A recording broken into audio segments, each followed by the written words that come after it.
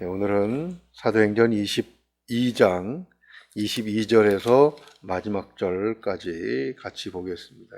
이 말하는 것까지 그들이 듣다가 소리질러 이르되 이러한 자는 세상에 없애버리자 살려둘 자가 아니라 하여 떠들며 옷을 벗어 던지고 티끌을 공중에 날리니 천부장이 바울을 영내로 데려가라 명하고 그들이 무슨 일로 그에 대하여 떠드는지 알고자 하여 채찍질하며 신문하라 한데 가죽줄로 바울을 매니 바울이 곁에 서 있는 백부장더러 이르되 너희가 로마 시민 된 자를 죄도 정하지 아니하고 채찍질할 수 있느냐 하니 백부장이 듣고 가서 천부장에게 전하여 이르되 어찌하려 하느냐 이는 로마 시민이라 하니 천부장이 와서 바울에게 말하되 네가 로마 시민이냐 내게 말하라 이르되 그러하다. 천부장이 대답하되 나는 돈을 많이 들여 이 시민권을 얻었노라.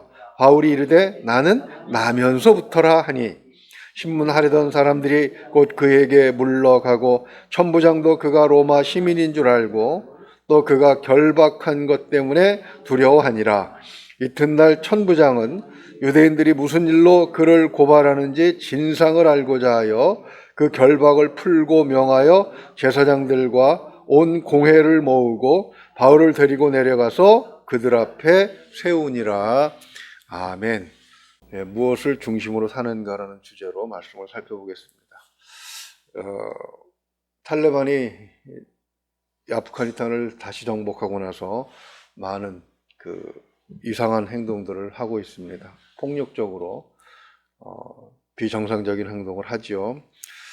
언론에서도 이미 다양한 관점에서 그러한 것을 보고 논평을 쏟아내고 있습니다. 그러나 제가 보는 관점은 종교적인, 신앙적인 관점입니다. 그들이 그냥 아무에게나 총질을 해대거나 폭력을 행사하는 것은 아닙니다. 그들에게는 명분이 있습니다. 즉 그들이 믿는 신앙, 그죠? 그들이 가진 종교의 교리나 또 교훈이 배경이 돼서 거침없이 그렇게 행동을 하고 있는 것이죠. 그렇게 생각을 해봤습니다. 종교가 정치화되거나 정치와 손을 잡으면 타락해버리는. 여자들이 히잡을 안 쓰고 머리에 딜로 쓰는 걸 히잡이라고 하죠. 또 얼굴을 가리는 부르카를 안 한다고 거리에서 매질을 하고 단지 전직이 경찰이었다는 것 때문에 임신 8개월이나 된 여자를 공중에서 매질을 하고 재판도 없이 총살하는 그런 행위들을 자행하고 있는데 이건 종교적인 행위라고 보기보다는 우리 성경적 관점에서 보면 이건 광기라는 거죠. 쉬운 말로 미친 짓을 하고 있다는 얘기입니다. 왜 이런 현상이 나타나는 것인가? 오늘 본문은 이렇게 광기 어린 종교는 차라리 신앙이 없는 것보다 못하다는 것을 보여주고 있습니다. 성경은 그런 면에서 상당히 솔직하고 정확하게 우리에게 길을 제시합니다. 본문은 두 가지 에피소드가 연결되어 있지만 그렇게 주자는 하나로 모아집니다. 첫째 에피소드는 유대인들이 바울의 변명을 21절까지 잘 듣다가 어느 시점에서 반발을 하고 있습니다. 그 시점을 통해서 그들의 마음이 어떤 상태인가 하는 것을 한번 생각해 보고요. 둘째는 다시 이렇게 소란이 이른 것을 본 로마 군대 천부장이 바울에게 무슨 문제가 있는 줄 알고 다시 채찍으로 때려서 고문하면서 그 이유를 밝혀내려고 하다가 바울의 신분이 로마 시민권을 가진 사람이라는 것을 알고 깜짝 놀라는 그런 내용으로 되어 있습니다. 바울이 가진 로마 시민권의 위력은 29절 말씀처럼 천부장이 놀랄 만한 것입니다. 그리고 혐의가 풀리지 않은 상태인데도 결박을 풀어주고 우리가 마지막으로 읽은 30절을 보게 되면 쇠사슬에 묶여서 자신을 변호했던 처음과는 달리 오히려 자유롭게 된 상태에서 결박이 풀어진 상태에서 이제 또다시 메시지를 전할 기회를 그가 붙잡고 있는 것입니다. 우선 두 가지 질문을 가지고 이에 대한 그 주제, 하나로 연결되는 주제가 어떻게 연결되는지를 한번 생각해 보려고 합니다. 첫째 질문은 왜 유대인들은 설교를 잘 듣다가 21절까지 잘 듣다가 갑자기 화를 내었는가, 갑자기 소란을 피웠는가 하는 것이죠. 둘째 질문은 천부장이 놀란 신분을 가진 바울은 처음부터 그것을 사용했다면 이런 고난을 겪지 않았을 텐데 왜 그것을 사용하지 않았느냐 하는 점입니다. 첫째 질문이라고 할 수가 있겠죠. 유대인들은 왜 진리를, 지금 바울이 전하는 진리를 수용하지 못하는가? 결론을 먼저 말씀드리면 그들의 의식, 그들의 마음 중심에는 특권 의식이 있었다는 겁니다. 자신들이 최고, 자신들이 가지고 있는 것이 저 사람이 말하는 사상에 의해서 흔들릴 수 있다는 그런 위기를 그들이 느꼈다는 것입니다. 22절에서 23절까지만 다시 한번 읽어보겠습니다. 이 말하는 것까지 그들이 듣다가 소리질러 이르되 이러한 자는 세상에서 없애버리자, 살려둘 자가 아니라 하여 떠들며 옷을 벗어 던지고 티끌을 공중에 날리니. 아멘. 재판이고 뭐고 없이 그냥 흥분된 상태에서 천부장 로마의 군대가 바울을 보호하지 않고 있다면 그 자리에서 죽이는, 오늘날 아프가니스탄에서 벌어진 탈레반의 행동과 뭐가 다릅니까? 전혀 다르지 않은 것을 볼 수가 있습니다. 이것이 하나님을 가장 잘 섬긴다고 하는 유대인들이 하고 있는 행동이라는 거죠. 이 말하는 것까지라고 했습니다. 이 말하는 것까지 듣다가, 자, 그럼 어떤 구절에서 그들의 감정이 폭발했는지 그것은 21절이 말씀을 하고 있습니다. 21절 보게 되면 하나님께서, 주님이 자신을 이방인에게로 보냈다, 즉 이방인의 영혼을 구원하라고 보냈다는 말을 듣고 그들의 분노가 폭발한 것입니다. 하나님은 우리만의 하나님이고 하나님은 우리를 복주실 분인데, 아니 그 하나님을 이방인에게 소개하겠다고, 이방인들이 그 하나님을 믿게 하겠다고, 하나님이 주신 복을 이방인들에게 전하겠다고, 그것이 바로 그들의 분노를 촉발시켰다는 것입니다. 유대인들은 스데반 순교 현장에서 바울이 주도적인 역할을 했다는 그 말까지는 들어주었습니다. 왜냐하면 그것이 실제로 있었던 일이고 아직은 기억에 남아있기 때문입니다. 그리고 손에 돌멩이를 들고 흥분된 상태에서 저지른 일은 시간이 지나면서 그 흥분이 가라앉으면 이제 잘잘못에 대한 생각을 하게 되죠. 또 양심이 있지 않습니까? 양심이 콕콕 쑤셔댑니다. 굳이 그렇게까지 해야 돼? 그렇게까지 했어야 되나? 하고 이제 생각을 하는 것이죠. 부끄러움을 아마 느꼈을 거예요. 군중 심리에 이끌려서 흥분했을 때, 그럴 때는 막 감정의 그 폭포수에 휘말려 갈 때는 뭘 잘못했는지, 뭘 잘하고 있는지 전혀 가릴 능력이 없습니다. 그러나 시간이 지나서 그 분위기가 가라앉으면 냉철한 이성이 돌아오고, 그리고 비로소 양심이 살아나는 것이죠. 바울에 대한 반응도 정상이 아닌 것은 바로 이방인 구원은 구약에 이미 기록된 내용이기 때문에 그렇습니다. 선지서들을 보게 되면, 이사야 선지자, 에레미야 쭉 선지서들을 보게 되면 이방에서 많은 사람들이 하나님 앞으로 시온산으로 몰려와서 하나님을 경배하게 될 것임을 분명하게 선언하고 있습니다. 그런데 이방인들에게 하나님이 바울을 보냈다고 하는 얘기를 듣고 그들이 흥분할 이유가 없는 것이죠. 그럼에도 불구하고 그들이 흥분하는 것은 그들이 양심의 호소를 억누르고 정확하게 무엇인가를 판단하려고 하는 이성적 활동을 억누르는 그런 요소가 바로 그들에게도 있고 또 우리에게도 그런 것들이 있다는 것입니다. 첫째는 잘못을 인정하기 싫어하는 자존심이라는 것이죠. 어린아이들도 그렇습니다. 대놓고 너 이거 잘못했어 하면 화를 내고 덤벼듭니다. 온갖 변명을 다 하려고 합니다. 자존심이 있기 때문인데, 하나님께서 이방인을 구원하라 하셨다는 것을 인정하게 되면 자신들의 행동이 잘못이라는 것을 인정해야 되죠. 그렇기 때문에 막무가내로 밀어붙이고 있는 것입니다. 그들이 그렇게 막무가내로 밀어붙일 수 있는 명분을 제공하는 것이 무엇이냐? 그것은 탈레반들이 갖고 있는 종교적 명분과도 똑같습니다. 왜 저들이 저렇게 여성에 대한 인권을 남성 아래에 두고 그렇게 무시하는가라는 것을 봤더니 그 코란이라는 경전이 있고 그것을 해석한 샤리아라고 하는 해석집이 또 있습니다. 거기 보게 되면 그런 말이 있대요. 여자들은 연약하니 잘 돌보아 주어야 된다.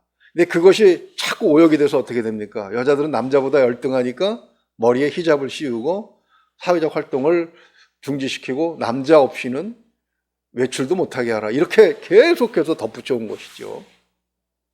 바로 그런 것처럼 성경이 잘못 사용되면, 우리가 가지고 있는 성경도 잘못 사용되면 지금 바울 앞에 소동을 일으키고 있는 유대인과 같은 짓을 할 수도 있다는 사실을 우리는 절대로 부정해서는 안 된다는 것입니다.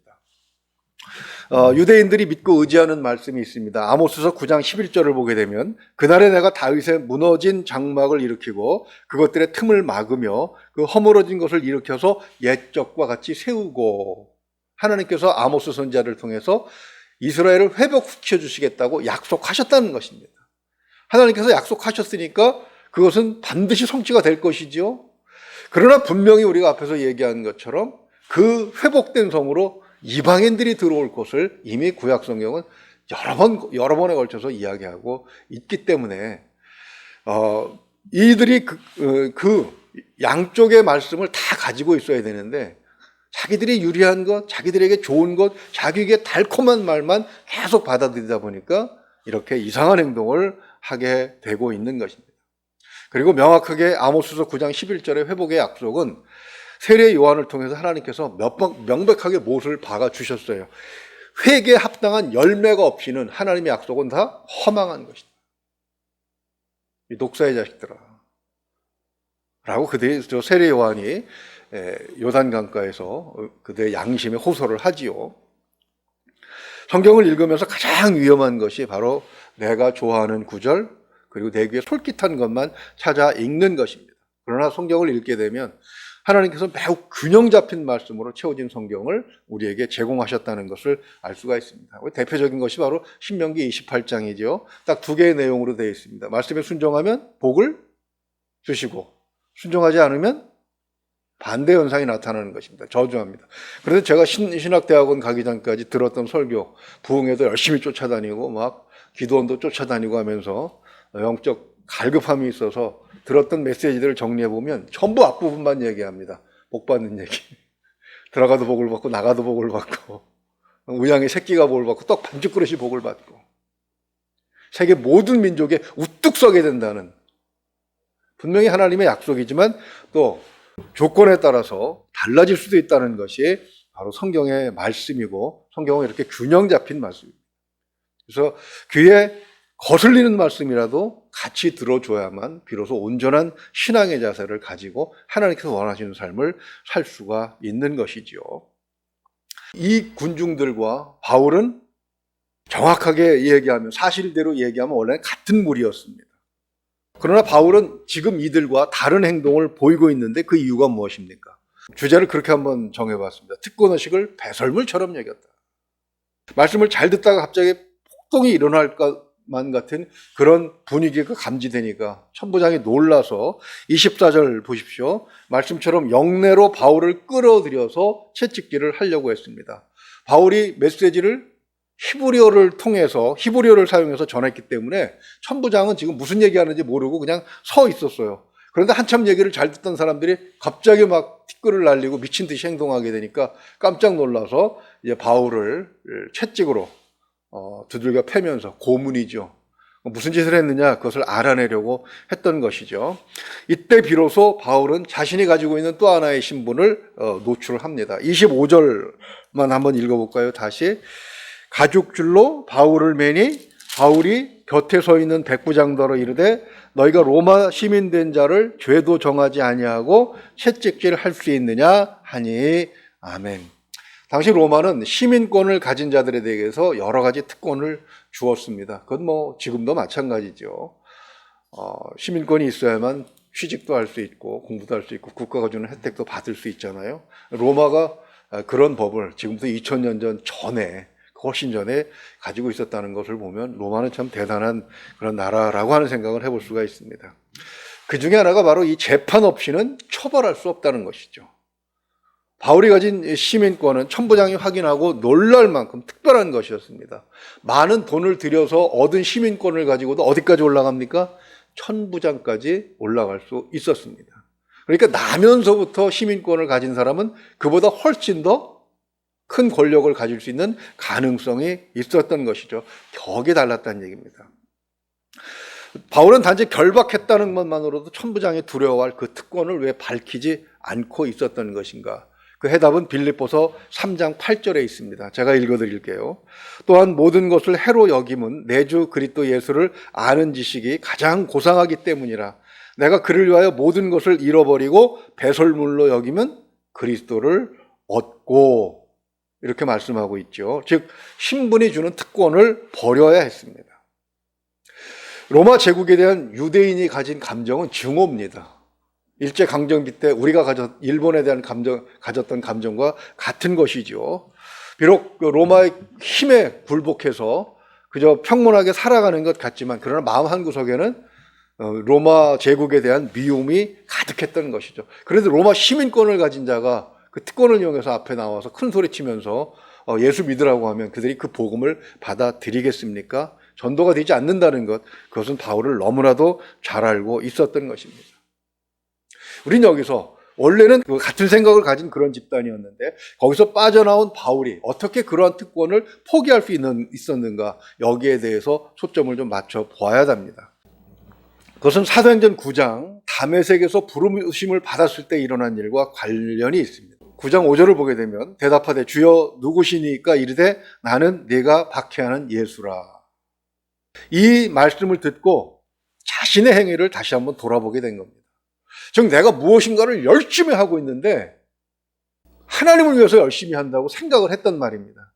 그런데 정작 그 영광을 받으셔야 할 분이 자기에게 오셔서 하는 말씀이 오히려 그 열심히 나를 박해하는 것이라고 말할 때 그는 퍼뜩 정신을 차린 거예요. 아, 열심만이 중요한 것이 아니구나. 무엇이 중요합니까? 올바른 방향으로 가느냐 하는 것, 가고 있느냐 하는 것, 그것이 훨씬 더 중요하다라는 것입니다. 방향, 즉 추구하는 목표가 달라졌을 때 그것을 얻으려고 하는 이익, 특권이 큰 신분 등에 대해서도 자신에 대해서 고찰할 필요가 있었던 것입니다. 왜냐하면 바다에 가서 물고기를 잡으려고 하는데 그게 지금 가고 있는 목적인데 사냥총을 어깨에다 짊어지고 준비해가지고 갈 이유는 없는 건 아니겠습니까? 냉철한 이성을 가지고 자신을 판단하는 것은 믿지 않는 사람들에게도 매우 중요한 덕목으로 그렇게 여겨지고 있습니다. 너무 잘하는 말씀이죠. 소크라테스가 뭐라고 얘기했습니까? 너 자신을 알라. 데카르트도 얘기합니다. 나는 생각한다. 고로 존재한다. 무슨 얘기입니까? 믿지 않는 사람들도 자신의 행위나 가지고 있는 사고방식에 대해서 늘 점검하지 않으면 실수할 수 있다는 것입니다. 잘못된 길로 갈 수 있다는 것입니다. 자신에 대한 철저한 재고찰, 무슨 인가를 행동할 때 남에게 휘둘리지 않고 악한 영에게 사로잡히지 않고 그리고 군중심리에 이용당하지 않으려고 하면 항상 자신의 중심에 무엇이 있는지를 점검해 봐야 한다는 것이죠. 그것이 오늘 흥분하고 있는 그런 유대 군중과 또 그들 중에 하나였던 바울의 그 차이가 나게 된 그런 이유가 되는 것입니다. 예수님을 십자가에 못 박고 스데반 집사를 돌로 쳐 죽인 유대인들이 또 바울을 죽이겠다고 아우성치는 이유는 자신들의 기득권 때문입니다. 물론 그들은 바울이 착각했던 것처럼 그렇게 하는 것이 하나님을 위한 열심이라고 오해를 하고 있었던 것이죠. 그러나 바울이 보여준 것처럼 정말 하나님을 위하는 행동이라면 자신이 가진 것을 배설물처럼 쏟아낼 수 있어야 하는 것이죠. 내가 하는 말, 내가 하는 행동, 내가 하는 일 등은 정말 하나님을 위한 일인가?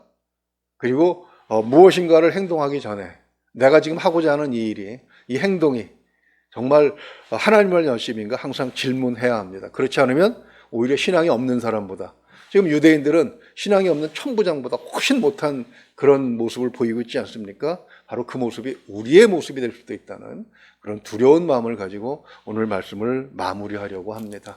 그러면서 오늘은 특별히 찬양 한 곡 좀 불러보고 마무리를 하려고 합니다. 복음성가인데 좀 오래됐는데 김석균 집사님이 작곡을 하셨는데 손에 있는 북이보다